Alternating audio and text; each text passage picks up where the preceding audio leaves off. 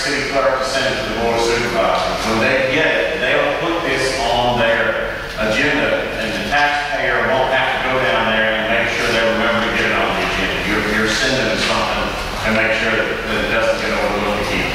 When is the actual cutoff date that they can get an exemption for that year that they open their establishment?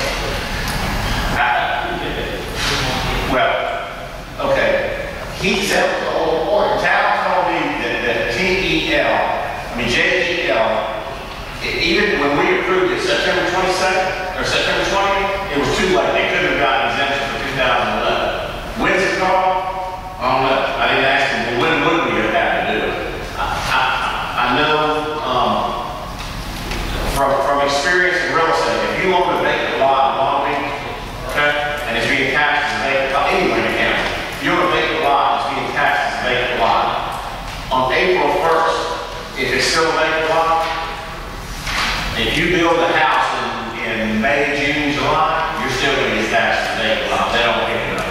You know, they pick it up generally by the next year. Now, if it's vacant in January, but you build in February, March, or April, they generally pick it up and you can tax bill on improved property. When is the magic day? I don't know. That's what I'm concerned about. Since we got this Jose ready to show a big project over there across the street, and we want to make sure that, you know, he has sufficient time. It's going to take him at least 8 or 9 months, maybe longer to do this. So as soon as he finishes, he just needs to get his stuff in, and then he can't get it until it's finished. It's either going to be on time for this year or for the following. Well, I know that. But All this is you're like building a house, and when you build it, that is when you get your fine. You know, that's, but that's what they're saying. I think, California can't tell you when the cutoff date is actually. well, I don't want to say he can't tell me. I didn't ask him. I asked him, could we have done it at September 20th? And he said no. I didn't test him on it real hard, and he may have told me September 1 was a cutoff. I just didn't ask him, Gary. Even if it's September 1, JDO would have been ready at September 1. He was. Well, I don't know. Here, for the new. bottom line is that he knows production for last year, looking forward in 2012. And from now on, whenever anybody gives you the information, in addition to approving it and sending our minutes, we're going to adopt this resolution and send it over so that it doesn't fall through the cracks. It wasn't our fault. It was nobody else's fault. It didn't fall through the cracks on this end. No, That's sure. It's over there. but we got this resolution out of The time. first thing that happened is giving his firms first, ask for it. Right. We got the kids out of it. It cost him last, well, really didn't. It wasn't going to be eligible anyway, so it didn't cost him. Well, first thing you're going to have to get like that with the next person. As soon as they're done and have their stuff ready, they've got to turn it into us at City Hall. The comptroller's got to look at it, it's got to come to the board. He may turn it in on time to get on that, but if y'all haven't acted on it, he may be too late. But he's still going to get his tax Even rate if for we the next. act on it, though, that's all I'm saying. I'm not saying that there's anything wrong on this thing. If everything goes through our system properly, it's still got all down somewhere as a county. Well, That's all. if we do everything we're supposed to do, it's Right. going to go to 10, they're even going to say you're entitled to not to cost, because there's no magic number for the contract. That's the question I'm asking. Yeah, there is no magic What's number. the thing? They get their stuff turned in, and the tax assessor will say, is your two, but you couldn't get it in earlier if you weren't finished. No, all I'm trying to find out. Go back to California. They said you can't have an exemption until this time. I will find out from Tal when the deadline is by which if we don't give an exemption to him, he can't get it in for that year. That's all. I mean, I want that it was whatever it was, January 1st. It's a vacant lot for that year, next January. I'm not. I know when you open up the. You should ask the question. I could ask him that. We need to develop this resolution. So, when you first, We're ready to call. Yes. Okay, we have a motion, second. Wait a second. second. Okay, roll call. Parker. Aye. Ms. Pontier.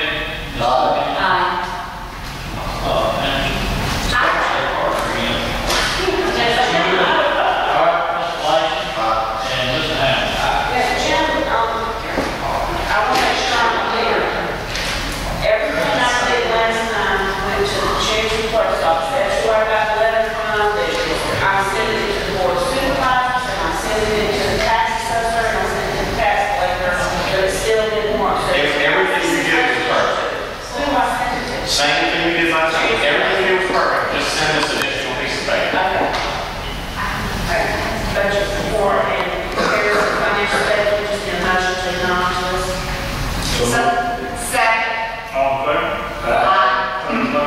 cemeteries, their properties, I think that, we're moving right along with, they come close to me, so I'm sure they get So some. the scratch starts from, Unfinished business, amendment to cemetery ordinance, I think that we discussed. You had it in front of you, if you just look at paragraph,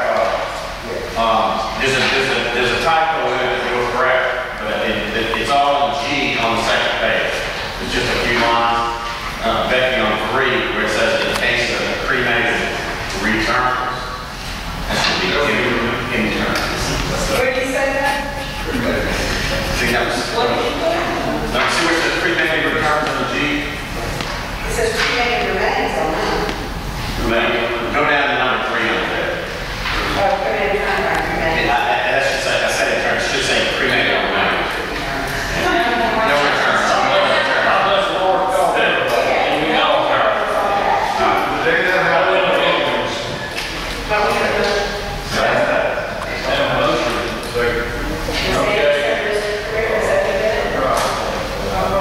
Roll call. Mr. Carter. Mr. Monchek. Mr. Young. Mrs. Mr. Lash and Mr. Hammond. Never case. Let's see. Appointments to school board. I tell you, I think what I'm gonna do is I'm gonna excuse myself and I'll discuss it so we have no cloud of any issue. I recuse myself also. I recuse myself because my daughter works with the school district. Y'all just, And I may recuse myself in our discussion. y'all will knock yourself out. Go ahead, Mr. Secretary.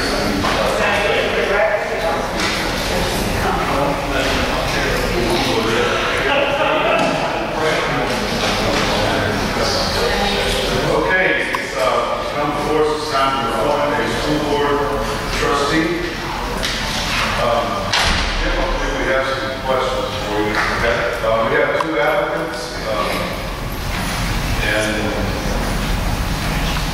can we discuss that? Sure. We have PJ and Angie Johnson, who is on the board at this time. She's up for either, the opening is up and she could possibly take it or PJ. That's what we want to discuss. I know there's been some discussion about her employment, along with the position that Mr. Hamilton holds at the hospital. Could you shed some light on that? I can tell you what I know. Supervisor Ladner has appointed, I don't know how often it happens, but he appointed Carolyn Hamilton to the Board of Trustees of the hospital. Carolyn sits on the Board of Trustees of the hospital. And I know that Angie Johnson works in an administrative capacity. I don't know what job title, but I know she works for Gary Marchand, who's the chief executive of the hospital. Is that right? Secretary, yes, secretary, administrator, a girlfriend, something. And that's, that's what I know about. Does that position in any way, is that position in control of or receiving benefit from the board of trustees? The Board of Trustees, well, let me clarify, I know for sure first. I do know that Carolyn, superintendent of schools, got an ethics opinion, honestly got a formal opinion, she just called, got legal advice and got advice, but she is clear that there's no problem with her being school superintendent serving on the hospital board. I know that for sure. What Angie has done, I do not know, because that just wouldn't have been something I've been involved in. I don't work at the hospital, so I don't know what the hospital might have done. I do know the position is much like a policeman work with the chief, or people in public works work for the head of public works, or employees work for department heads. That's the position Angie has. She works for the department head. She does not work for the Board of Trustees. The Board of Trustees of the hospital has one employee, Gary Marshall. It's kind of like the school district board. The school district board has 2 employees, Carolyn and the attorney. This board has 1 employee, well, maybe 2, I don't know about you, Becky, but I don't know if you work for the board or who you work for.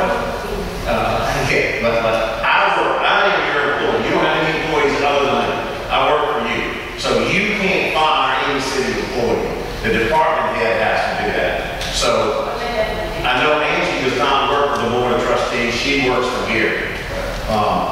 Beyond that, I mean, I don't, I still make the city to go there, so I don't know. Carol to Hamilton, sorry, about that to gauge what she knew about that relationship. And it pretty much parallels the fact that she said, hey, here reports to that board, everybody, any recommendation on salaries, switching people around, terminations, hiring, is all done in here, recommendation, and it's not even come before the board in a capacity where they having official action other than rubber stamping his opinion, pretty much the same as we do the school board budget. They said if we approve it by law, we have to approve it. We can't change it all or do it. So I've never dealt with the hospital, so I don't know what you think about it. All right. Being said, We're just not comfortable with the position on that.